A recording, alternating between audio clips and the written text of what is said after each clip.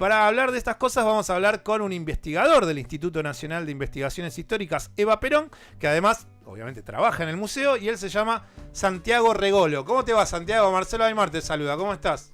¿Qué tal, Marcelo? ¿Cómo están? ¿Cómo están todos? Bien, todo bien, todo bien. Bueno, lo que quería primero era tratar de que nos comentes cómo es la muestra, cómo está estructurada, y después ir haciéndote algunas preguntitas, porque nosotros el jueves a la tarde hicimos el recorrido, Ujú. y en realidad esto tiene que ver con que de acá a unos días, el 7 de mayo del 2019, Evita estaría cumpliendo 100 años, porque ella nació el 7 de mayo de 1919.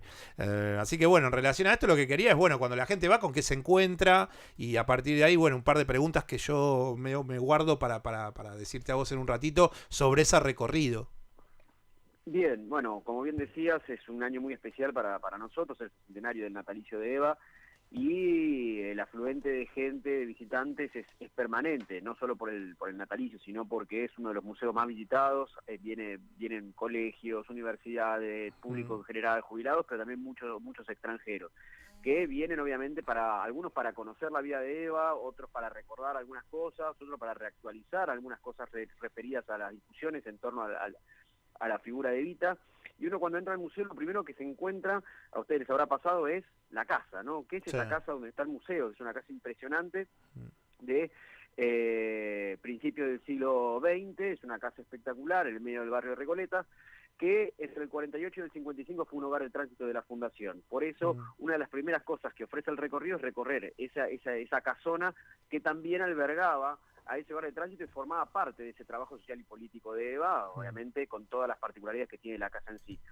Uno empieza a recorrer el museo en tono biográfico, uno empieza a recorrer esos primeros años, Que su tiene una infancia, contracultura también esa casa ahí, porque por en la supuesto. visita la guía nos decía que en realidad muchas veces el discurso de las clases dominantes era, bueno, Evita habla mucho de los pobres, pero termina viviendo en Recoleta, y en definitiva lo que ella quería tratar de llevar adelante era esa idea de igualdad de derechos hacia todos los ciudadanos, y por eso cuando un vecino de la Recoleta salía a caminar, se encontrase con personas que estaban en los lugares menos agraciados de la sociedad, y que compartían la cotidianidad de esa Recoleta de mediados de siglo pasado. Eh, exacto, por eso la casa también interpela y trata de reactualizar esos debates de aquel momento. Mm, A mí me ha pasado en varias visitas guiadas, cuando yo le pregunto a los visitantes, sobre todo cuando son colegios y demás, mm, cómo se imaginan un hogar para asistir a gente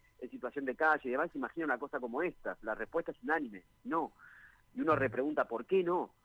Esa es una de las cosas que desafiaba a Eva, ¿no? Tratar de romper también esas cuestiones más bien ideológicas, culturales, donde se establecen espacios para ciertas clases y no para otras. claro. La idea de alianza de clases, de comunidad reconciliada y demás, y de distribución equitativa de recursos y de acceso a esos espacios también se expresa en esa casa. Mm, Más allá de las controversias y las discusiones, detrás de eso tenemos precisamente un debate social, político mucho más interesante, que nos permite incluso traer algunas de esas mm, discusiones al presente, ¿no? Algunas de las sí. cosas y algunas de las acciones de Eva, por qué fueron tan disruptivas, traerlas al hoy. La casa nos permite también jugar un poco con todo eso. Santiago, ¿y tu relación con Eva desde dónde viene? ¿Cómo es esta cotidianidad tuya que hoy te encontrás siendo un investigador del instituto, y teniendo una relación con esa historia permanente en lo que sería lo cotidiano de tu vida?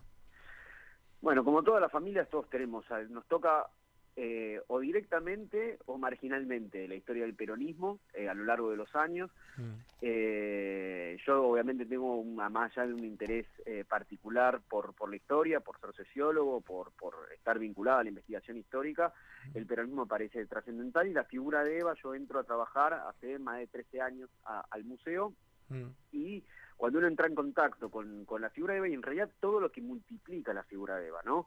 Las historias, muchas de las cosas que ustedes ven en el museo fueron donadas por la gente, juguetes, camisas y demás, y a partir de ese objeto aparecen cualquier cantidad de historias que fueron también tocados de alguna manera por la figura de Eva. Ahí uno va reconstruyendo aquellos que somos una especie de buscadores de la historia argentina y que tratamos de, obviamente, de darnos algunas respuestas respecto a lo que sucedió y lo que sigue sucediendo. Eva es una puerta de entrada fascinante porque también se conecta no solamente lo social y lo político, sino también lo personal, lo emotivo.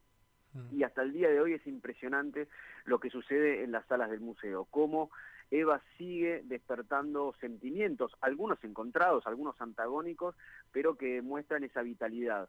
Y para aquellos que nos dedicamos al estudio de la historia, ver esas manifestaciones presentes de lo que sucedió en aquel momento es impresionante, y a uno lo invitan a conocer cada vez más y a ver precisamente de que es inagotable, por más que ella haya estado 7 años dedicándole a su vida política y pública. Pero Sí, obviamente fue como un paso muy breve y demasiado lleno de significancia en la relación con el pueblo. Sin duda. Y también creo que hubiese sido otro final en el 55, ¿no? Si ella hubiese estado viva. Me parece que ahora estamos, obviamente, son situaciones contrafácticas, pero creo que para algunos sectores de poder en ese momento de la República Argentina, haber vencido a uno, no sé si le hubiese sido tan fácil con el matrimonio, ¿no? Totalmente de acuerdo. Obviamente hacer historia contrafáctica es muy difícil. ¿Qué hubiese pasado si Evita llegaba al 55? Si Evita no moría en el 52? Tenemos miles de respuestas, son miles de las conjeturas, pero lo cierto es cuando uno puede, en cuestiones comparativas, puede comparar los periodos en los que estuvo Perón con Eva, Perón sin Eva, son completamente distintos, ¿no?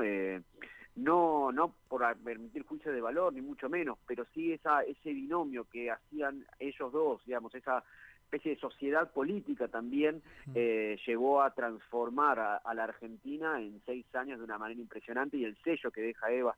Además, cuando uno ve cuál fue la acción de Eva como esa líder sin cargos, ¿no? Que no necesitaba de cargos para estar legitimada, y que tenía un dinamismo donde ella podía sentar vínculos y puentes con otros espacios dentro de lo que es el movimiento peronista, como es el Partido Peronista Femenino, como son los sindicatos, lo que es su acción social, y cómo llega a los lugares más inhóspitos de la Argentina con la fundación, permitió un funcionamiento que, entiendo, en la Argentina no se volvió a repetir nunca más, y por eso, por más que fueron 6 años, 7 años de su intensa vida política, vemos las consecuencias y las repercusiones hasta el día de hoy. Yo creo que no hay personajes en la historia argentina que hayan dejado esa estela a lo largo de los años, incluso en tan poco tiempo, ¿no?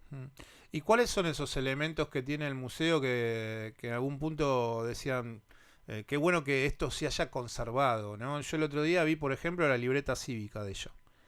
Bueno, la libreta y me cívica pareció como todo un detalle y toda una situación ahí muy interesante, porque dije, es como un carnecito chiquito, pero habla de la persona que le dio la posibilidad a las mujeres en este país de que puedan votar, y que esa libreta cívica de Eva esté ahí, me pareció como en lo particular algo muy interesante. Pero seguramente vos debés tener otros objetos, otras cosas que tiene el museo, que es interesante que la audiencia lo sepa cuando vaya a visitarlo. Sí, yo creo que obviamente todos los objetos que están seleccionados para ser exhibidos para nosotros tienen un inmenso valor. No sé si uno puede jerarquizar uno sobre otros, pero si jugamos un poco a eso, bueno, lo que vos mencionabas recién es importantísimo. Esa libreta cívica que uno ve, una libreta pequeña, pero es la primera libreta cívica de una mujer en la Argentina. Es el documento número 1 cívico hacia una mujer, con todo lo que representa. También al lado de esa libreta cívica vemos el carnet de afiliada de Eva al Partido Peronista Femenino, un partido exclusivamente de mujeres que ella crea en el año 49, que va a consolidar la rama femenina del peronismo, pero también ahí en ese carnet y en la libreta cívica uno puede salir del acontecimiento propio de la sanción de la ley y ver todo lo que se hace a partir de esa ley, cómo empadronar a todas las mujeres, cómo organizarlas políticamente y cómo llegar, por ejemplo, a la elección del 51, esa primera elección nacional donde votan las mujeres, con un padrón de 4.200.000 mujeres votantes, y de ese padrón el 90% vota efectivamente, lo cual es altísimo. Eso tiene que ver con ese grado de politización, lo que también permite en esa reelección de Perón del año 51, cuando nosotros hacemos los registros de cómo votaron las mujeres y cómo votaron los hombres, vemos que votaron más mujeres por Perón que hombres. Y ahí vemos la acción política de Eva, lo impresionante que fue. Y que permitió en esa primera elección a 23 diputadas, 6 senadoras y 3 representantes de los territorios nacionales ingresar al Congreso Nacional. Y si nosotros juntamos a las legislaturas provinciales, tenemos 109 mujeres electas en una primera elección.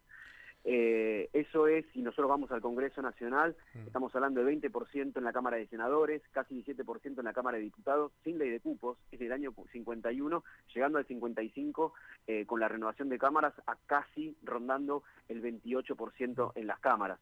Recién nosotros tuvimos que tener una ley de cupos en el año 91 para poder alcanzar ese piso del 30%. Claro.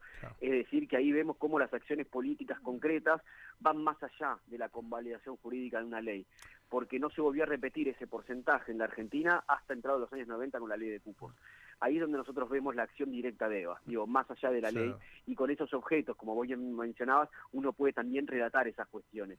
Otros objetos que para nosotros son muy importantes es lo que te decía recién, los que donan la gente. Claro. Esos juguetes que vienen con historia, esas prendas que vienen con historia, esos libros o documentos que la gente escondió durante muchísimos años, durante las dictaduras, corriendo incluso el riesgo de caer detenidos y demás, y para nosotros eso atesora un gran valor porque manifiesta claramente esa identidad que se fue forjando en esos años y la posibilidad obviamente de trascender esos 7 años de vida política de Eva. Santiago, obviamente, sí. Sí, no, lo que quería era, bueno, ya en esta lógica de deseo, porque la gente vaya a visitarla al museo en este mes de mayo y ahora que también están con motivo de los 100 años que se cumplirían de su nacimiento el 7 de mayo, bueno, decirles a la audiencia que cuáles son los horarios, en qué momento puede ir a visitarlo. Creo que hay horarios también prefijados para visitas guiadas con una guía que te va explicando, como hicimos nosotros el otro día entre semana. Esa información, ¿cómo se puede brindar a la audiencia? Sí, bueno, obviamente toda la información ustedes pueden chequearla en nuestras redes sociales, pero más está decir que están todos invitados a visitar el museo de martes a domingos, de 11 a 19 horas. Esto es en la calle La Finur 2988, ahí a pocos metros del Jardín Botánico. Sí. Las visitas guiadas a las 4 de la tarde y a su vez nosotros también invitamos especialmente en el 7 de mayo, obviamente en el aniversario del natalicio de Eva, nosotros vamos a reinaugurar unas salas de la muestra permanente en las cuales estamos trabajando. Además a esto se suma la exposición temporaria del juguete, ¿sí? De los juguetes que daba la fundación en esos días de Reyes. Lo cual continúa un poco con la tónica de estas celebraciones que tenemos por el natalicio, y obviamente la idea es que todo aquel que venga al museo vuelva. Nosotros renovamos las salas, renovamos los objetos y sobre todo los objetos personales de Eva cada 6 meses para que sea un diálogo permanente y que obviamente Eva sea ese camino, que sea ese espacio donde se pueden encontrar muchas historias y por supuesto inspirar nuevas luchas, poder reactualizarla y poder seguir debatiendo a partir de Eva muchas de las cuestiones que suceden hoy. Santiago, muchísimas gracias por estos minutos, por habernos explicado los detalles mínimos y no tanto del museo, y bueno, seguramente los encontraremos en algún momento hablando del peronismo. Te digo también que ahora en la Feria del Libro Le Monde Diplomatique me ha contado gente que ha trabajado conmigo en su momento en el diario, que están armando un atlas del peronismo, así que somos varios los que estamos ávidos para llegar al stand de Le Monde Diplomatique en la Feria del Libro y ver qué es ese atlas. Así que te mando un abrazo y buen fin de semana, Santiago.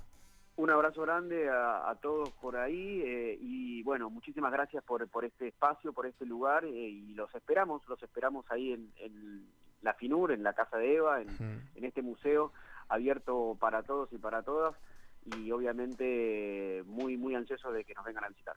Gracias, Santiago. Muchas gracias. Buen fin de semana. Quien está hablando con nosotros era Santiago Regolo, que es sociólogo y es investigador del Instituto Nacional de Investigaciones Históricas Eva Perón, y obviamente es integrante del museo. Le decimos a la audiencia que además, cuando termine todo el recorrido, pueden comprar cositas.